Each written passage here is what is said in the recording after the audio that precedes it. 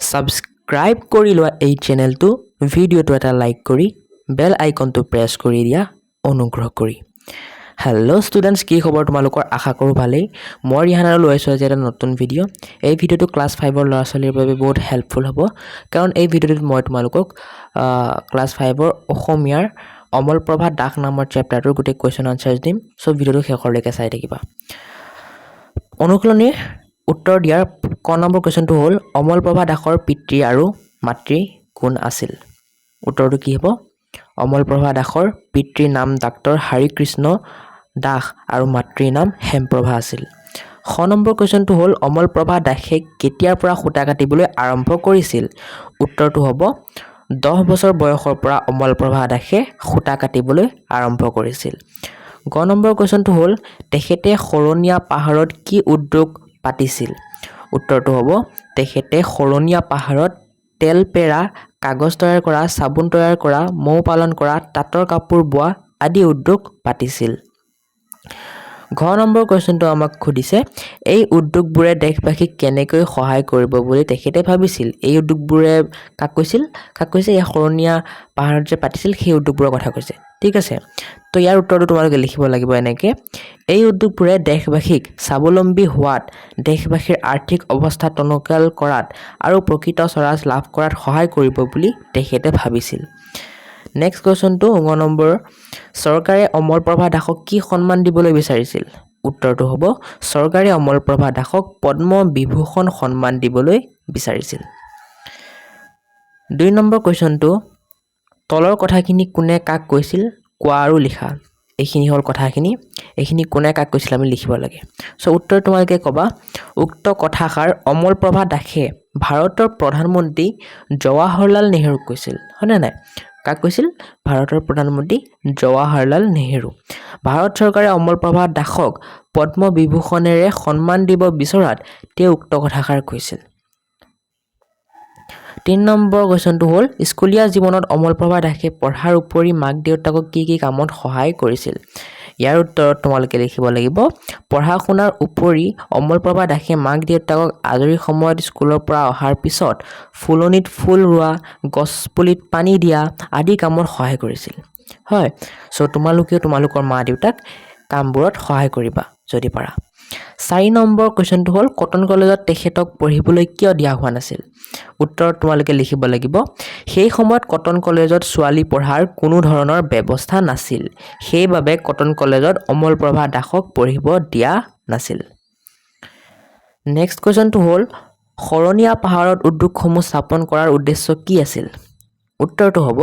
সেই সময়ৰ ডেকা ডেকিৰীসকলক স্বাৱলম্বী কৰাত সহায় কৰাই শৰণীয়া পাহাৰত উদ্যোগসমূহ স্থাপন কৰাৰ মূল কাৰণ আছিল স্বাৱলম্বী মানে আত্মনিৰ্ভৰশীল নিজৰ ভৰিৰ ওপৰত নিজে থিয় হোৱা তলৰ যুক্তাক্ষৰ কেইটাৰ একোটাকৈ শব্দ লিখা এতিয়া ফাৰ্ষ্ট যুক্তাক্ষৰটো কি ব্ৰু ইয়াৰ শব্দ কি হ'ব ডিব্ৰুগড় পিছৰটো ষ্ট্ৰ ইয়াৰ শব্দ কি হ'ব ৰাষ্ট্ৰ তেনেকৈ বাকীকেইটা তোমালোকে চাই লোৱা স্বাৱলম্বী কণ্ঠ কষ্ট সহিষ্ণু নম্ৰ গ্ৰন্থ আশ্ৰয় সন্মান প্লাৱন লিখি লোৱা তোমালোকে ধুনীয়াকৈ মই আকৌ এবাৰ দেখাই দিছোঁ ফাৰ্ষ্টৰ পৰা চ' তোমালোকে ভিডিঅ'টো প'জ কৰি লিখি লোৱা এতিয়া নেক্সট কুৱেশ্যনটোত যাওঁ ব'লা এটা শব্দত প্ৰকাশ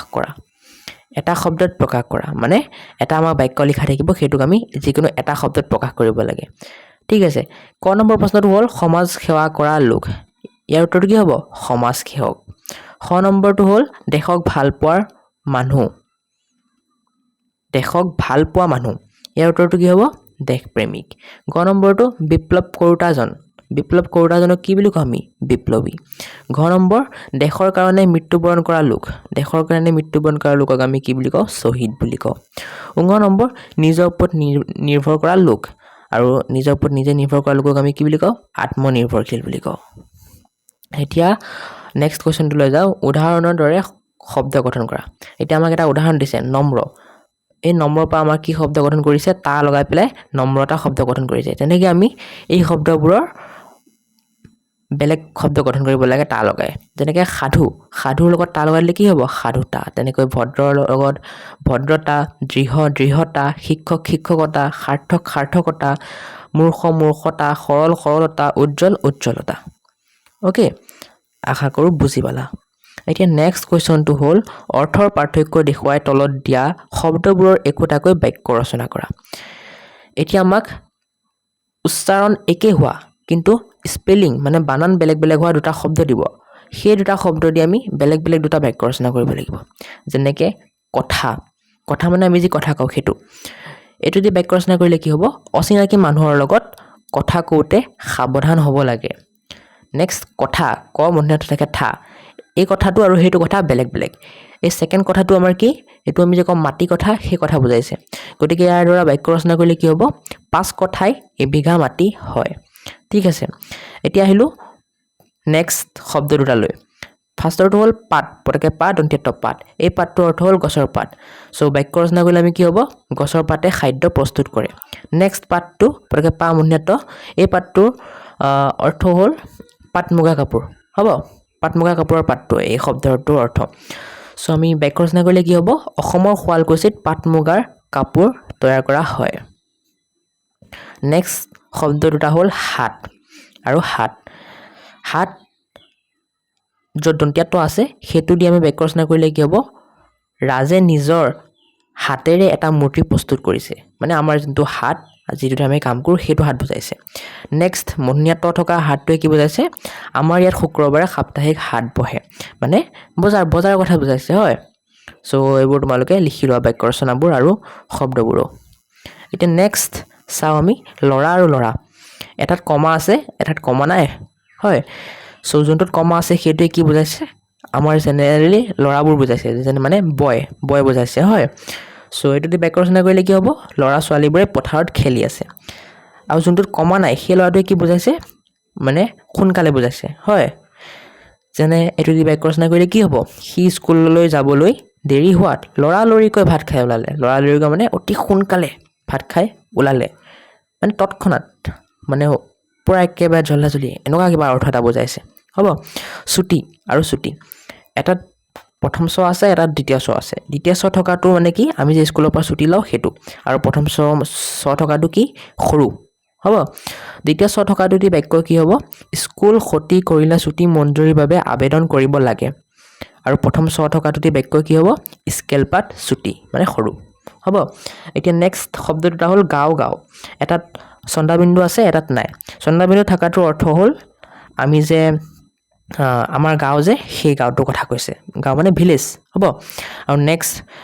উৰ ওপৰত চন্দাবিন্দু থকাটো কি কৈছে আমি যে গান গাওঁ সেই গাঁওটোৰ কথা কৈছে গতিকে ফাৰ্ষ্টৰটো দি বাক্য কি হ'ব বৰ্তমান সময়ত গাঁৱে গাঁৱে চৰকাৰে স্কুলৰ ব্যৱস্থা কৰা হৈছে বৰ্তমান সময়ত গাঁৱে গাঁৱে চৰকাৰী স্কুলৰ ব্যৱস্থা কৰা হৈছে আৰু নেক্সট সেকেন্ডটো মই গান গাওঁ এতিয়া আহিল গড় আৰু গড় এটাত চন্দাবিন্দু নাই এটাত চন্দাবিন্দু আছে চন্দাবিন্দু নথকাটো কি বুজাইছে এভাৰেজ বুজাইছে এভাৰেজ হ'ব এভাৰেজটো ইংলিছ শব্দ মই কেনেকৈ বুজাম এতিয়া তুমি ডাইৰেক্ট বাক্যটো চাই লোৱা এইটো বুজিব নালাগে ঠিক আছে বাক্যটো কি আমাৰ দেশৰ মানুহৰ গড় আয় কম হ'ব গড় আয় মানে চাগে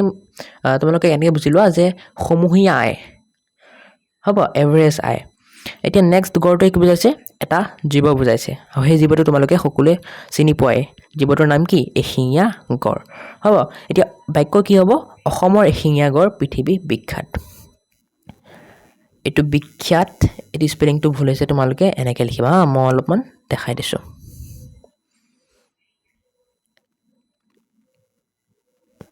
বিখ্যাত স্পেলিংটো এনেকৈ লিখিবা ওকে টাইপিং কৰোঁতে মাজে মাজে অলপ এৰৰ হৈ যায় ন সেইকাৰণে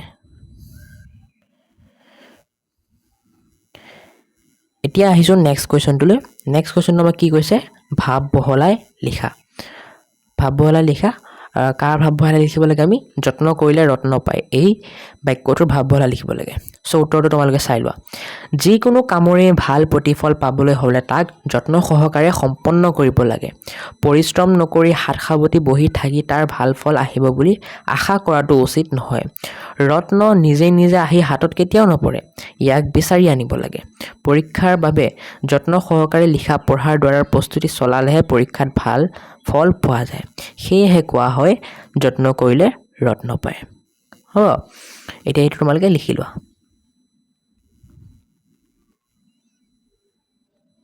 আগবাঢ়িছোঁ বেলেগ প্ৰশ্নলৈ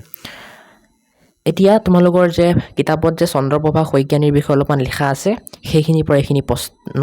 তুলি দিয়া হৈছে প্ৰথম প্ৰশ্নটো হ'ল চন্দ্ৰপ্ৰভা শইকীয়ানীৰ জন্ম ক'ত আৰু কেতিয়া হৈছিল ইয়াৰ উত্তৰ তোমালোকে লিখিব লাগিব চন্দ্ৰপ্ৰভা শইকীয়ানীৰ জন্ম 1909 চনৰ 16 মাৰ্চত দৈশিঙৰি গাঁৱত হৈছিল নেক্সট কুৱেশ্যনটো হ'ল তেখেতে প্ৰাথমিক শিক্ষা কেনেকৈ লাভ কৰিছিল ইয়াৰ উত্তৰ তোমালোকে লিখিব লাগিব তেখেতে প্ৰাথমিক শিক্ষা পেহীয়েকৰ ঘৰত গৈ লাভ কৰিছিল পিছৰ কুৱেশ্যনটো হ'ল চন্দ্ৰপ্ৰভা শইকীয়ানীয়ে নিজৰ গাঁৱৰ ছোৱালীবিলাকৰ বাবে কি কৰিছিল উত্তৰ হ'ব চন্দ্ৰপ্ৰভা শইকীয়ানীয়ে নিজৰ গাঁৱৰ ছোৱালীবিলাকৰ বাবে প্ৰাথমিক স্কুল আৰম্ভ কৰিছিল নেক্সট কুৱেশ্যনটো হ'ল তেখেতক পুনৰ পঢ়া শুনা আৰম্ভ কৰাৰ বাবে কোনে সুবিধা কৰি দিছিল উত্তৰ হ'ব তেখেতক উপ পৰিদৰ্শকে পুনৰ পঢ়া শুনা আৰম্ভ কৰাৰ বাবে সুবিধা কৰি দিছিল তেখেতে নাৰীসকলৰ বাবে কি স্থাপন কৰিছিল উত্তৰ হ'ব তেখেতে নাৰীসকলৰ বাবে মহিলা সমিতি স্থাপন কৰিছিল বা গঠন কৰিছিল লিখিলে হ'ল গতিকে ইমানখিনি আছিল এই চেপ্টাৰটোৰ কুৱেশ্যন আনসাৰ্স আৰু নাই যদি কিবা ডাউট থাকে কমেণ্টত নিশ্চয় জনাবা আৰু ভিডিঅ'টো কেনেকুৱা লাগিলে সেইটো জনাবা কমেণ্টত গতিকে ভিডিঅ'টো ভাল লাগিলে ভিডিঅ'টো লাইক কৰি চেনেলটো ছাবস্ক্ৰাইব কৰি দিবা আৰু ধুনীয়াকৈ প্ৰশ্ন উত্তৰবোৰ বহীত লিখি লোৱা আৰু পঢ়াগে পৰীক্ষাত ভাল নম্বৰ আহিব লাগিব কিন্তু ওকে যোৱা পঢ়াগে যোৱা